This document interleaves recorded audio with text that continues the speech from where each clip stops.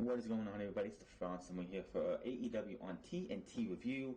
This is the first episode of AEW show since last week when all this chaos started. Raw and SmackDown have both had empty arena shows, and both of those shows have been pitiful at best.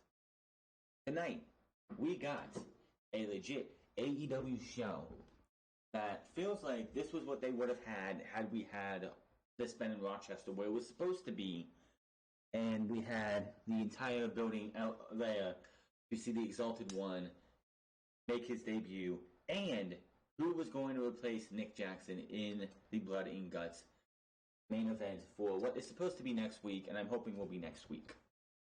So, tonight's show, what did WWE do for Raw and SmackDown?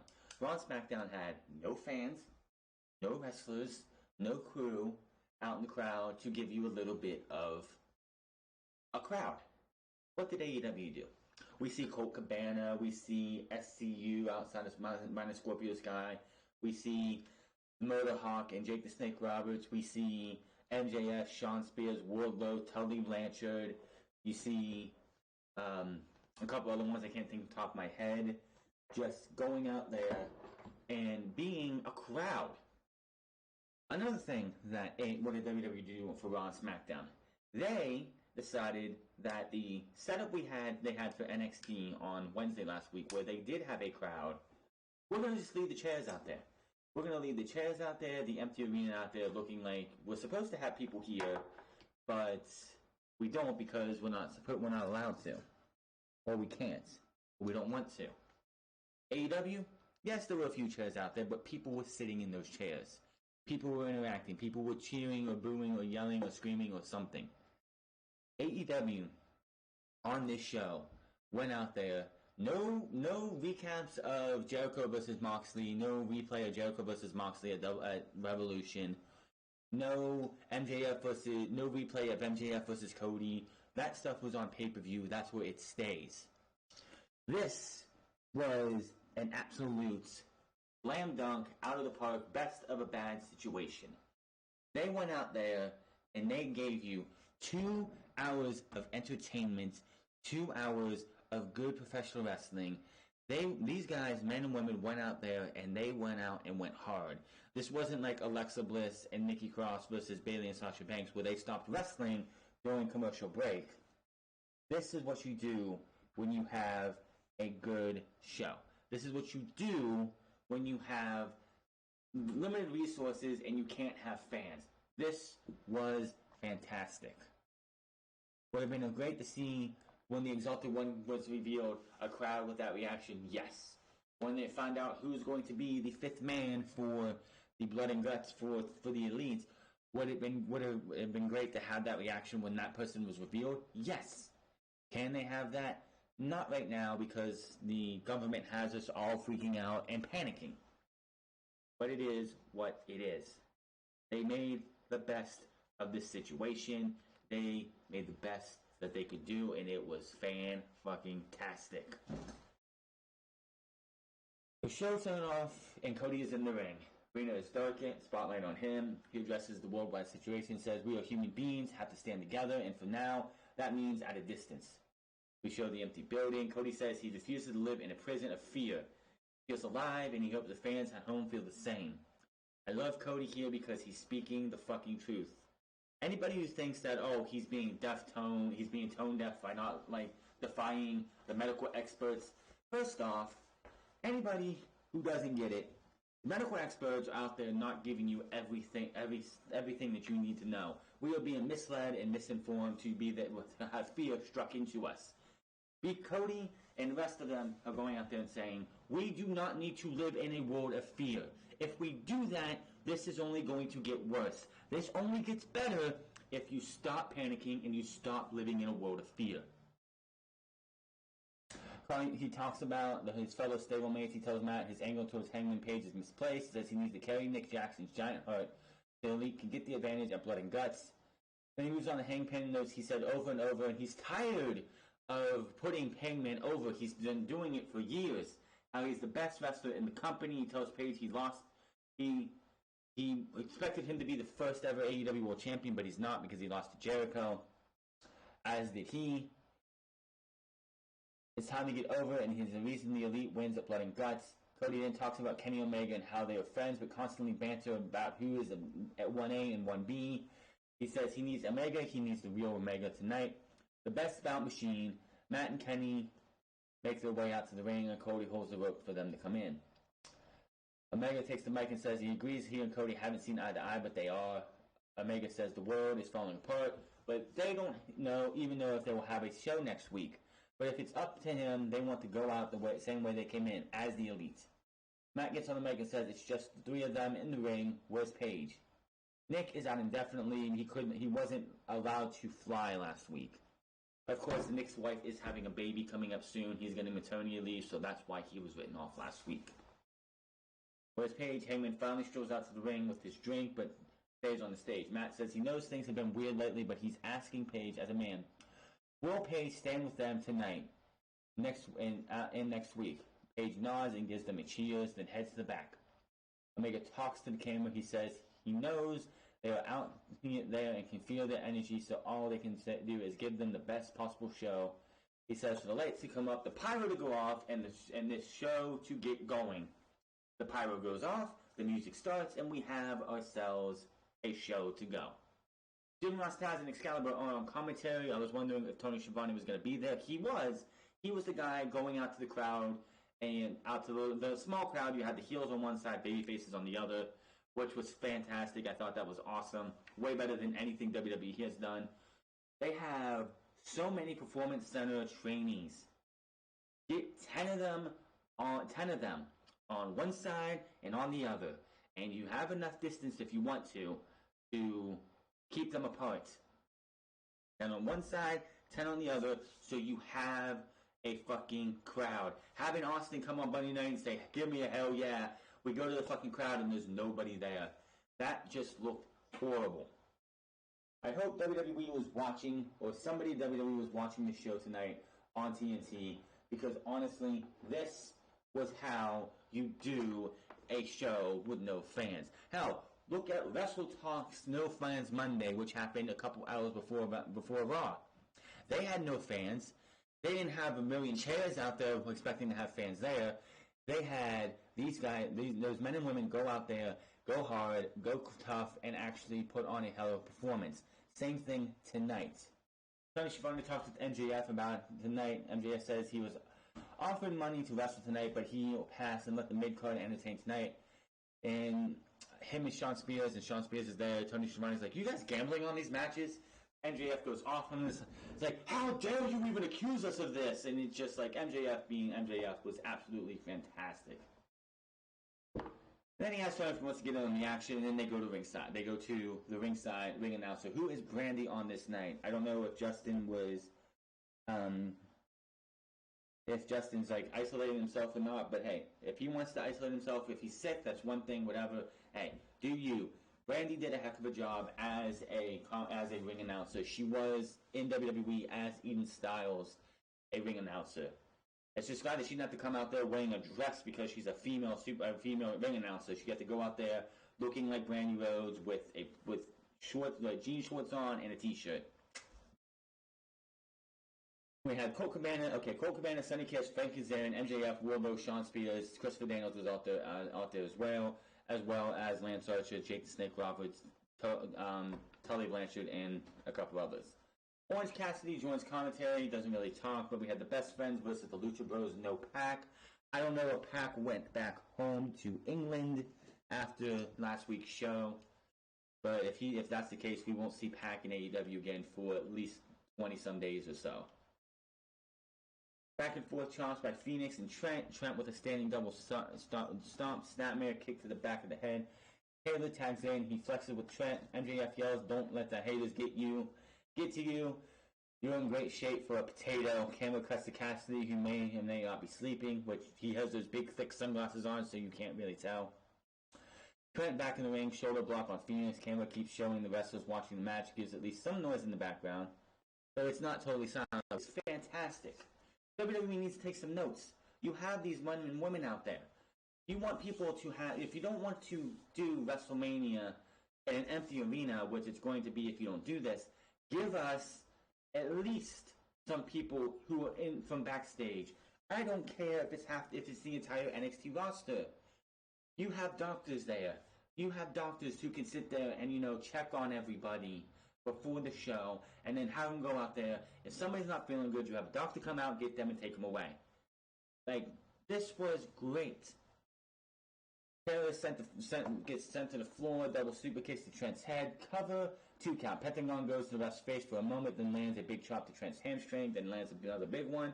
Spears and MJF enjoying some wine as they watch the match. Double team move, big splash on Trent.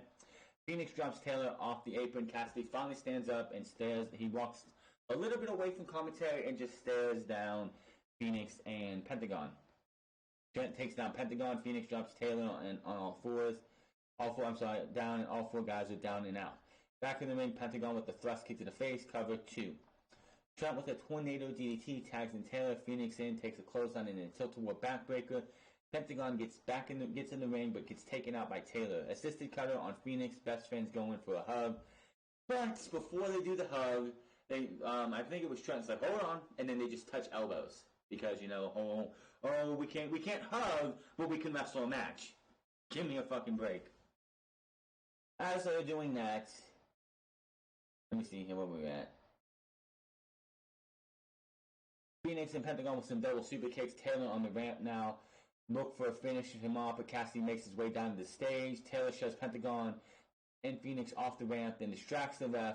Trent holds 2 opponents as Cassidy does his no-handed splat, like jumping trust fall from the stage. Back in the ring, Taylor with a package power driver, covered 2. Best friends looking for the strong 0. No luck. Referee distracted again. Pentagon with a low blow kick to Dick Kick City. Then boots Taylor to the floor. Package power driver, double stomp combination. 1, 2, 3. Pentagon Jr. and Phoenix win. This was a good match. It was. It was fun. It was good. And it was great to see these guys go out there and give it all a full effort. A full effort, and it was definitely worth it. Now, after the match, Tony is with the best friends. Taylor doesn't appreciate his friend getting kicked between the legs and wants a rematch. They challenge the Lucha Bros to a parking lot street fight on the next show. One of the biggest themes going through the entire show when they mentioned the next episode of TNT was they did not say next week. They would say on the next episode. So they're implying that there's a possibility that we will not have AEW next week. I don't think that's going to happen. I think we're still going to get AEW, but I don't know. I don't know how they would be able to do that's the thing. I don't know how they'd be able to do Blood and Guts in Daliey's place. But that's what they want to say. They're saying the next show. Is it going to be next week? I hope so. I don't want to see AEW have to miss a week and then people start saying, oh, look at them. WWE, they're doing shows in the Performance Center 3 times a week, but AEW can't even do one this week. What the hell? I could see a lot of AEW haters coming down hard on AEW if they don't have a show next week. If they can't have a show, that's not their fault. I just hope it can happen next week. You've been building this stuff up with the Blood and Guts for weeks, since Revolution at least, and I hope we can have that pay off before too long. Doug Ford, Hikaru Shida, Riho, and Chris Statlander in a fatal 4-way. This was an okay match. Shida and Chris Statlander for the half of this match were teaming up and taking on Penelope Ford and Riho in fluid action. I honestly said on Twitter, I was like, if AEW goes with a tag team, women's tag team division, which would probably be better than WWE does, their women's tag team division, I nominate Hikaru Shida and Chris Statlander to be the first AEW women's tag team champions. But Riho and Ford immediately start fighting after Ford beat her on last night's Dark. Statlander and Shida look for a double team suplex on Ford. She blocks it and tries to fight them off. Sabian gets involved and trips up both women. They end up landing bastard. They go up to the outside and they beat him up. Ford heads out, but she also gets dropped. Back to the ring, the other 3 women battle each other. Riho gets sent onto the floor. Shida with a thumb to Statlander's eye, cover 2. Statlander with a big lariat. Ford leaps off the top rope, has a bad landing though. Riho and Ford dispatch Shida. Riho with the forearms to Ford. Riho then hits a low drop kick on Sabian. Ford's able to attack from behind. Ford with a double handspring back elbow with Riho in the corner. Sabian tries to help Ford, eats a flying knee from Riho, I believe. Riho tries for a Snapdragon. Shida with a boot to the fountain that finds Riho's face. Ford then drops Shida, Statler in the back of the ring and drops Ford. Boots Shida in the head, pancakes her, and then throws Riho down on Shida. Ford with a second rope poison Rana on Statlander. Shida is right on Ford. Ford tries for the handspring cutter, gets kicked in the back. Shida with a Falcon Arrow cover. 2 count. Shida with a running knee straight to Ford. 1, 2, 3. Hikaru Shida wins the match. Good fun match here. So, I commend everyone who was on this show. Whether you were in the crowd, you were in the ring, it didn't matter. You went out there, you gave us 2 hours of great fun and showed that it's not that fucking hard to do an empty arena show and actually make it worthwhile where you don't have to use replays. There was no fucking reason the first 2 hours of Monday Night Raw had to be the Royal Rumble of 2020 for the men. It didn't have to happen. But they did it because they don't have any creativity. What did happen here? AEW went out here for 2 hours and ran a show as if there was 15,000 or 20,000 people in the arena. They did this show as if this was what they were going to do in Rochester. At ringside, Tony Schiavone talks with Colt Cabana, noting he's currently 2-0. He asks Colt if he scouts. Colt says this is weird, but he's scouting for sure. Says the women's division is looking great, and he's pretty sure none of them will bite him. Yeah, I got that one. Cole thought the match was great. Ford did a great job, and maybe won if she wasn't scheming with her boyfriend getting involved so much. Sabian, sitting at ringside with Penelope Ford at ringside, takes offense to that. Comes over asking if Colt wants to go. They shove a little bit.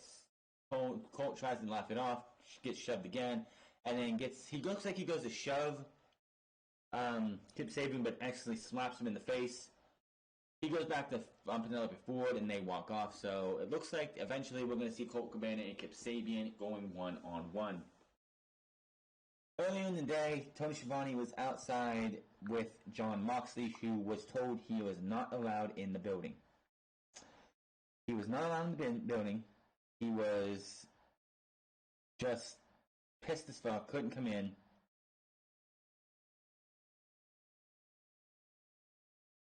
But now he's being asked, Coach Funny's asked, what do you think about me not medically cleared? He's like, what does medically cleared even mean?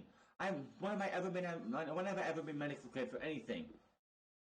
I go what I like, and I can't believe not being allowed to enter. Instead of causing chaos, I'm going to take a little drive and, clear my head. And I thought this was going to lead to the end of the show, but this was the last time you saw Jon Moxley on this night. He might be clear by the time we get to the next TNT show.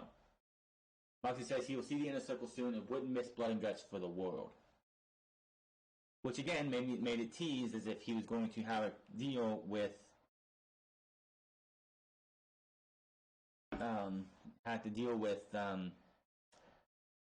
injuries and whatnot. Butcher and Blade talk to MJF before the match as they come down the ring. He hands over a couple bucks. Looks like Tarzan wrestles like Jane. MJF yells, MJF, this entire night showing you why this guy is a fucking gem and why he to do is to come.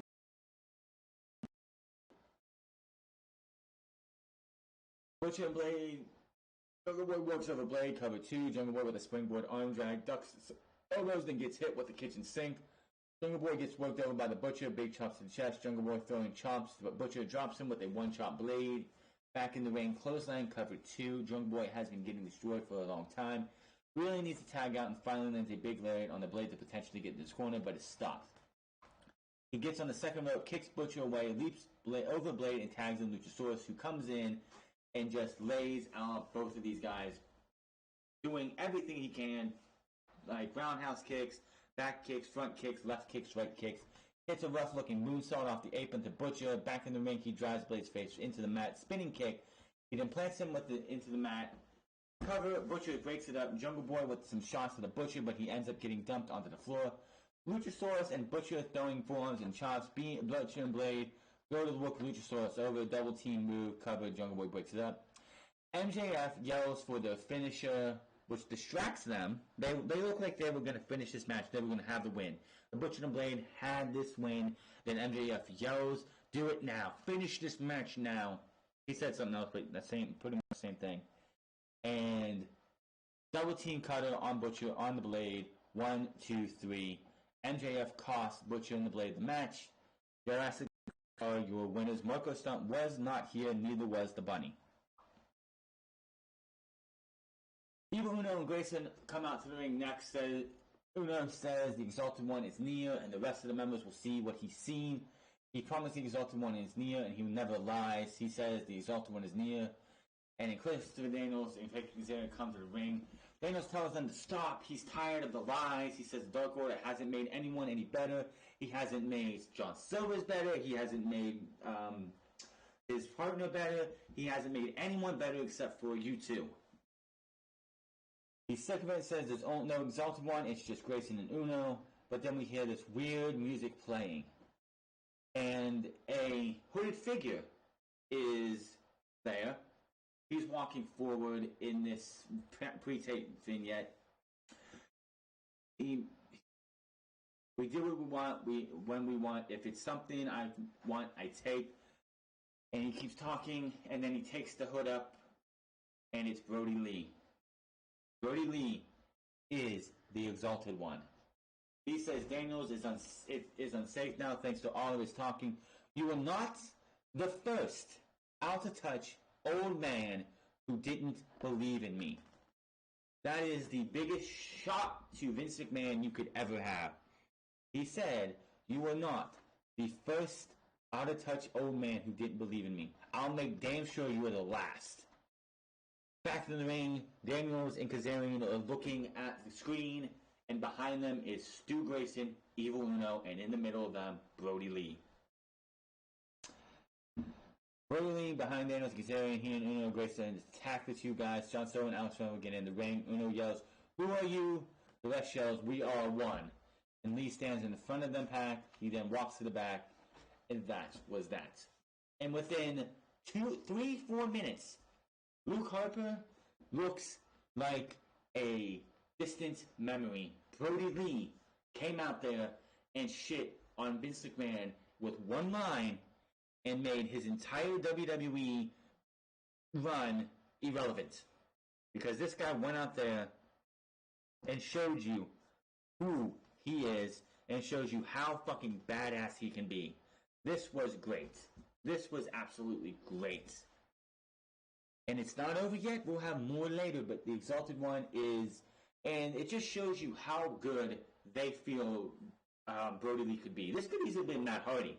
And Matt Hardy, you could see somebody putting Matt Hardy in this position because of his track record and how long he's been around and all the things that he can do. Honestly, in my opinion, Brody Lee is unproven still. He spent all that time in WWE, and they did not a damn thing with him outside of being a follower. We don't know how well of a leader he's going to be. This is great for Brody Lee because he gets to go out there and show you that he can be the one. He can be the one to lead this group. Brody Lee is here. He is the Exalted One, and I can't wait to see what they do with this guy. Everything that he did in that one promo, in that one segment, was better than anything he did in WWE. That's better than the Wyatt family, the Bludgeon Brothers, what him and Eric Rowan did last year. Anything that he did in WWE. The guy almost never got to talk in WWE. You wouldn't have known how good of a fucking talker this guy was. And here he is, the Exalted One.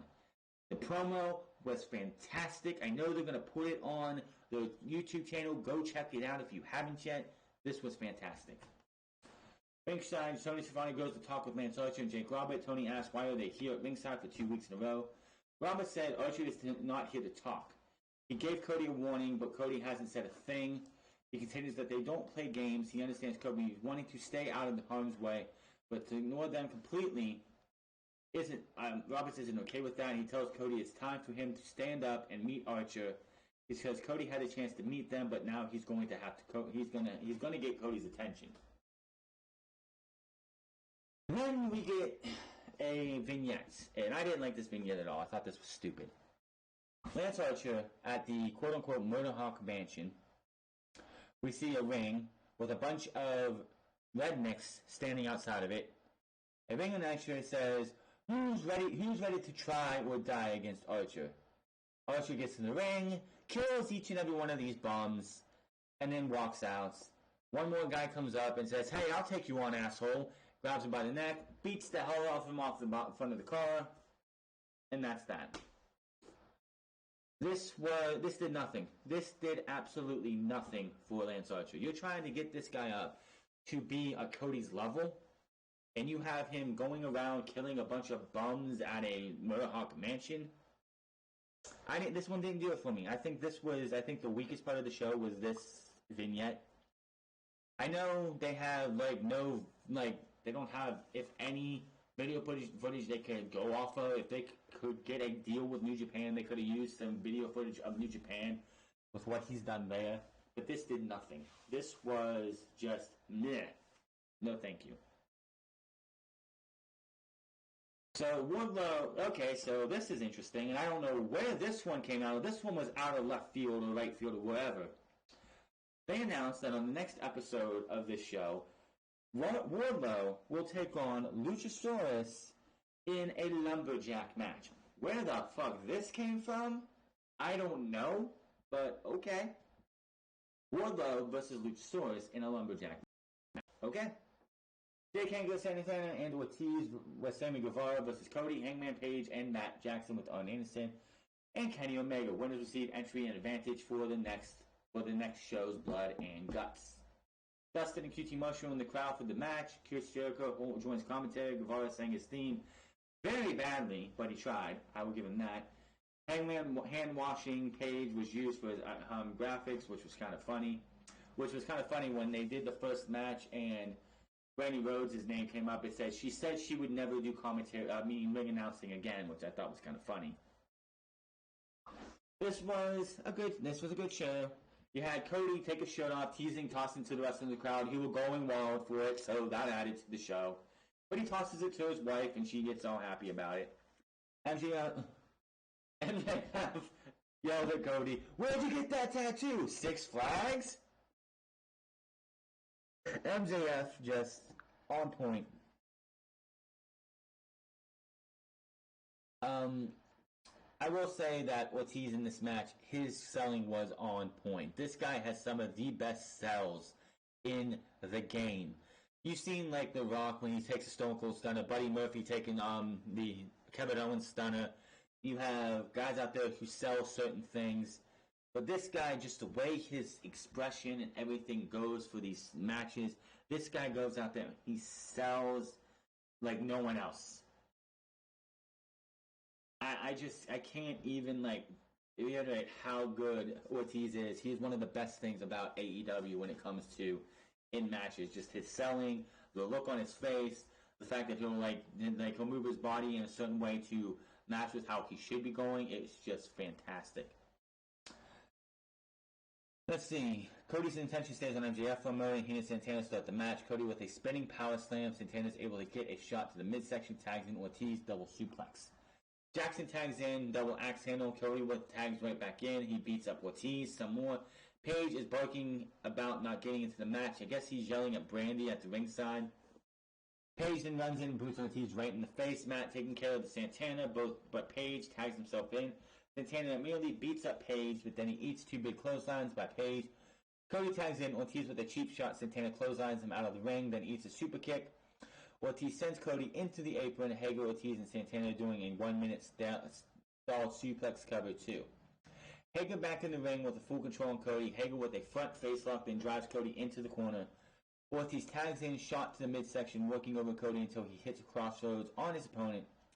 Ortiz is able to tag in Hager, but Cody dumps him to the floor. Santana knocks both Page and Matt off to the apron. Cody and Ortiz out to the floor. Cody throws Ortiz to MJF. Wardlow chokes Cody on, then smacks him with the clipboard. Back in the ring, Matt hits a trio of Northern Light suplexes on Santana. He tries one on Hager. No, Page gets in there and they hit a double suplex on Hager. They look at each other, and then Matt sets up looking for the Indie Taker, but Hager yanks Page to the floor, smacking his face right on the apron. Santana with a tricky roll-up. Matt Jackson gets pinned 1, 2, 3. The Elites are the losers. Santana, Ortiz, Jericho, and Hager, the Inner Circle, will get the man advantage at Blood and Guts. Now, after this, Jericho gets on the mic. He's celebrating. He's gloating. Hey, we did it. We haven't had a problem. You guys are drinking. You guys are hitting each other with finishers. We've never had a problem with each other. And he says it's a 5-on-4 advantage. He counts down 5, 4, 3, 2, 1. Flips off all the members of the Elite in the ring. And he continues to talk and talk and talk until you hear the next thing you know, you see a drone. It's Vanguard 1. It's Vanguard 1. Vanguard 1 makes his appearance in AEW. Vanguard 1 lands in the middle of the ring, and Matt Jackson takes the microphone and says, Jericho was wrong about how many guys the Elite will have. It's not a disadvantage. I made a phone call to a friend who owed me a favor. They show up to the rafters as the piano music plays in the background. And you see Matt Hardy. And he's got a new look to him. As his hair looks a lot darker, but instead of the white streak, it's red. The white streak is gone. The rebirth of Matt Hardy, the second coming, is here. And he is broken once more. He's doing the delete chant. He's doing delete. And then, of course, as we're going off the air, you can actually hear the guys in the back counting down 5, 4, 3, 2, 1. And the show goes off the air. What an awesome way for the show to go off the air.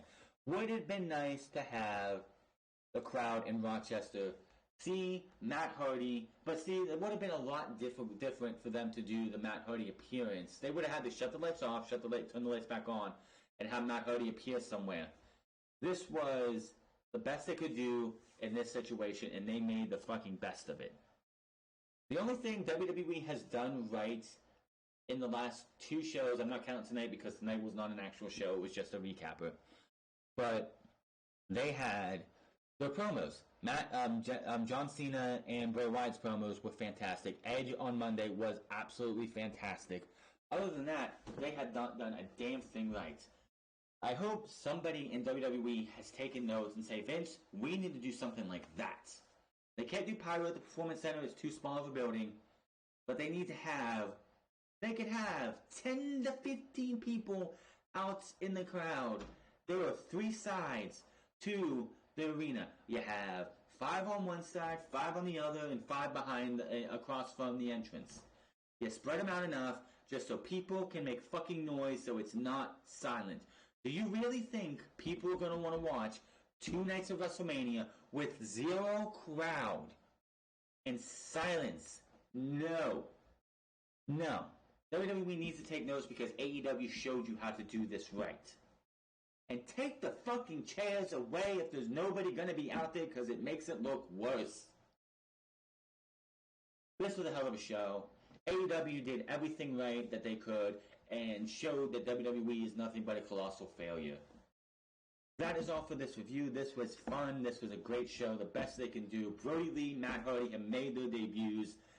And they're going to give you what WWE should have done with them.